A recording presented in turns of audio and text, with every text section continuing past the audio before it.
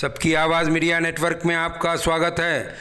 आज मुसलमानों के हाथ में संविधान है, ये कहना है डॉक्टर बाबा साहब अम्बेडकर के पोते राजरत्न अम्बेडकर का। वह शहर औरंगाबाद में एक कार्यक्रम में जो संविधान दिवस के मौके पर मुनक्किद किया गया था उसमें बोल रहे थे। मौलाना आज़ाद रिसर्च सेंटर में डॉक्टर बाबा साहब अम्बेडकर के पोते राजरत्न अम्बेडकर ने बहुत सारी बातें की। उन्होंने संविधान की बारीकियों को सामने रखा। उन्होंने आरएसएस पर और बीजेपी पर भी जमकर वार किया। उन्होंने बहुत सारे मुद्दों पर गुफ्तगू की। उनकी पूरी जो है तकरीर का ये हासिल था कि संविधान को पढ़ो, उसको समझो। दूसरे लोग संविधान को पढ़ रहे हैं और समझ रहे हैं। देखिए क्या कहा राजरत्न अम्बेडकर ने, उसकी झलकियां। तो ये कॉन्स्टिट्यूशनल वर्ड्स है, दलित नहीं है। लेकिन ये जो लोग हैं, आज मैं देख रहा हूं कि पूरे भारत में, पूरे महाराष्ट्र में एक कम्युनिटी संविधान गौरव हो, संविधान के ऊपर कोई आंच आती है तो लोग बाहर आते हैं। क्यों एक कम्युनिटी बाबा साहब के संविधान का ही गौरव कर रही है? सिर्फ कुछ गिने चुने लोग। मैं उसका उदाहरण देना चाहता हूं। देखिए, क्यों नरेंद्र मोदी संविधान का गौरव दिन नहीं मनाता? क्यों राहुल गांधी संविधान का गौरव दिन नहीं मनाता? क्यों ये बाकी के लोग नहीं मनाते? उसका जैसे मेरे पहले ओपनिंग में सर जो कह रहे थे कि संविधान हमको समझाते आना चाहिए। मैं भी कोई संविधान का एक्सपर्ट नहीं हूं, लेकिन जितना हम लोग संविधान समझ पाए, एक एक लाइन के पीछे मेरे पास पूरा एक शेल्फ है जो सिर्फ डिबेट्स के ऊपर एक एक आर्टिकल कैसे बनाया गया। एक आर्टिकल, ये हमारे सामने तो सिर्फ एक आर्टिकल आ जाता है, लेकिन उस आर्टिकल के पीछे कितने दिन लगे, वो आर्टिकल बनाने के लिए कितना झगड़े हुए, कितने डिबेट्स हुए, वो सारे जब हम पढ़ते हैं तो उसमें से क्यों एक कम्युनिटी आज बाबा साहब को वंदन करती है, संविधान को वंदन करके उसका रीजन बताना चाहता हूं।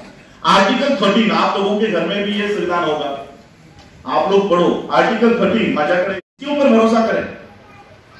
मीडिया कभी सुनिए आप लोगों की कोई न्यूज नहीं आती हमारे वहां।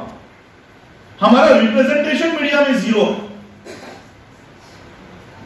एडमिनिस्ट्रेशन में हमारे कोई लोग नहीं। तो ये सारे संवैधानिक पदों पर इस तरह से इन लोगों ने कब्जा कर दिया है। देखो, एक तरफ मैंने कई सारे पॉइंट्स निकाले थे। आज एक तरफ भारत का संविधान, आप लोग कह रहे थे कि इसके ऊपर एजुकेशन होना चाहिए। हमारे लोगों को पता ही नहीं। 70 साल हो गए, आज भी ओबीसी को संविधान क्या है पता नहीं, मुस्लिम लोगों को संविधान के बारे में पता नहीं है, क्रिश्चियनों को संविधान के बारे में पता नहीं है। आपको पता है सबसे ज्यादा संविधान के बारे में पढ़ाई कौन किया है? सबसे ज्यादा। और सिर्फ संविधान के ऊपर नहीं, ये जो राइटिंग स्पीचेस है ना बाबा साहब के, ये आप लोगों ने नहीं पढ़े, लेकिन उन्होंने पढ़े थे। सबसे ज्यादा बाबा साहब के ऊपर वो पढ़ाई करते हैं, सबसे ज्यादा बाबा साहब के विचारों के ऊपर वो काम करते हैं। बाबा साहब के विचार उन्होंने कैप्चर कर लिए। उदाहरण देना चाहता हूं,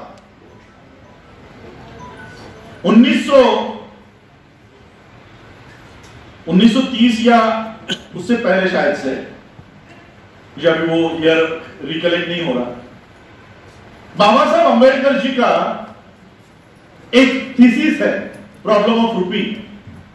इस प्रॉब्लम ऑफ रूपी के ऊपर क्या एस्टैब्लिश हुआ? Reserve bank of India.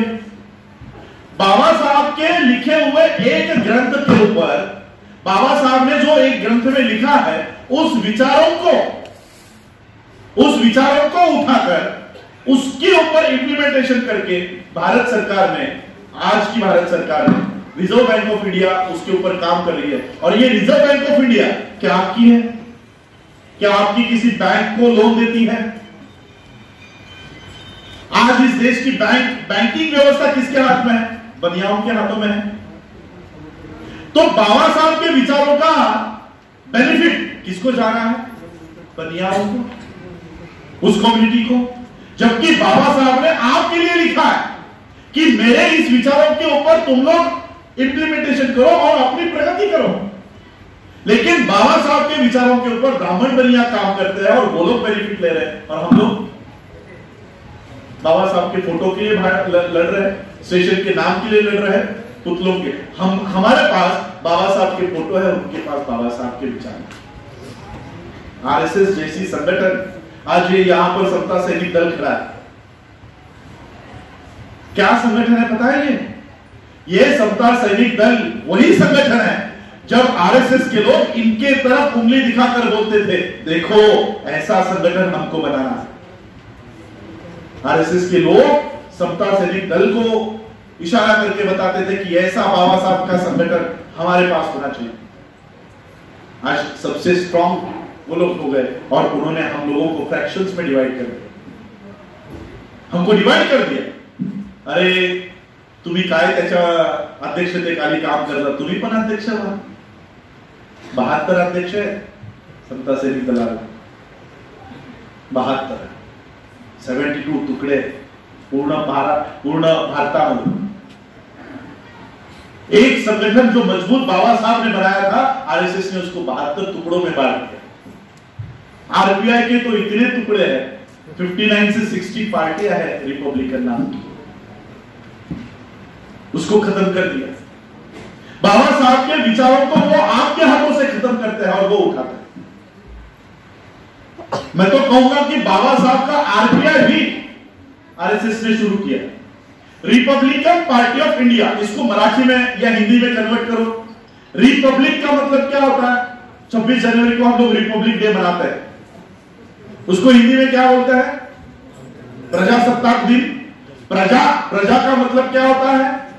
जनता, दूसरा नाम जनता है, तो रिपब्लिक का अनुवाद होगा जनता। Republican party of India, party का अर्थ हो गया पक्ष और इंडिया का अर्थ हो गया भारत। अब इसको ज्वाइन करो, भारतीय जनता पक्ष। यानी आपका आरपीआई खत्म कर दिया और बाबा साहब के विचारों का उन्होंने चोरी कर दिया। आज भी वो आपको बाबा साहब के विचारों से वो आप लोगों को मिलने ही नहीं देते।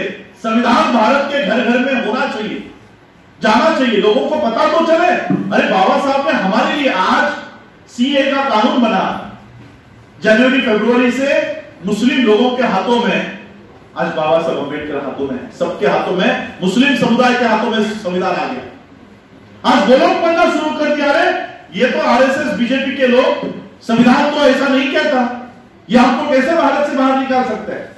आज मुस्लिम लोगों को संविधान की कीमत पता चल गई, उनको पता चल रहा है, हम लोगों को कब पता चलेगा?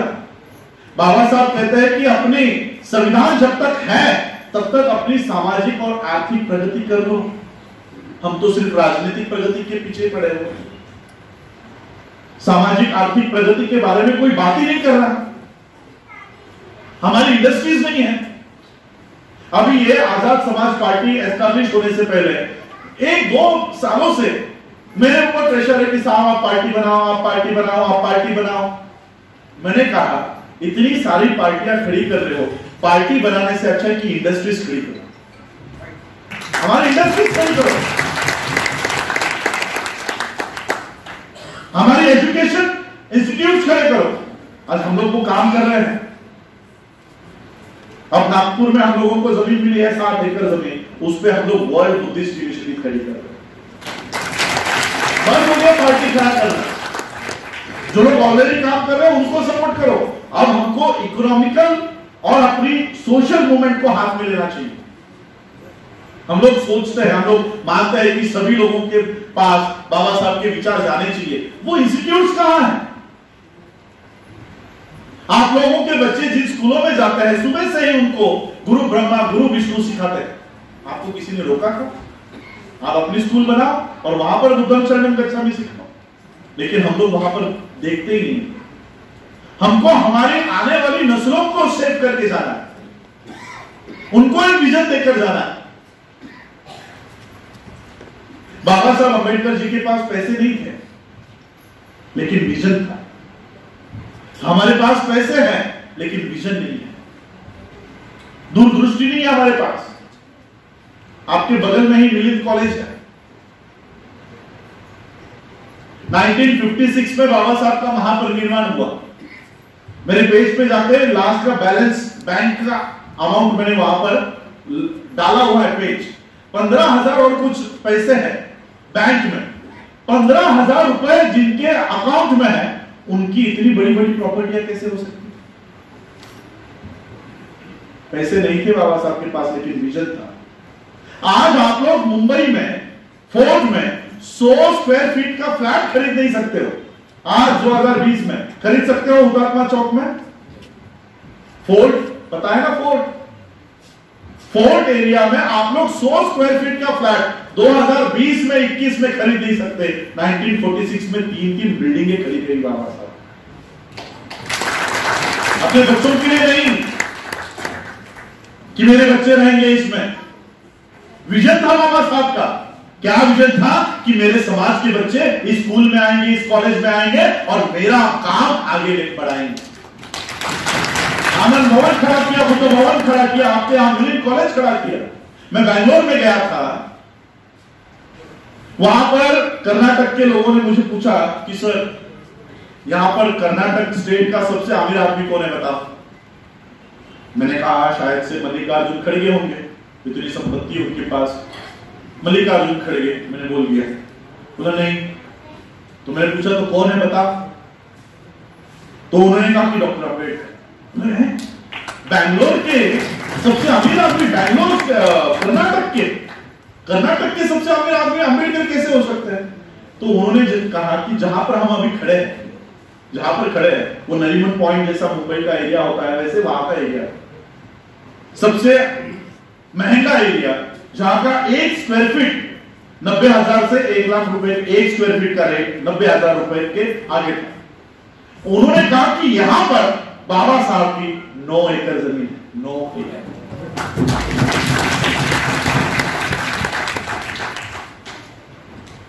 इतने बड़े प्लानिंग से बाबा साहब ने वो जमा किया था कि मैं अपने क्योंकि क्या है, इन लोगों को हम लोग 30 जनरेशन से राम के चरणों में पड़े थे कि नहीं?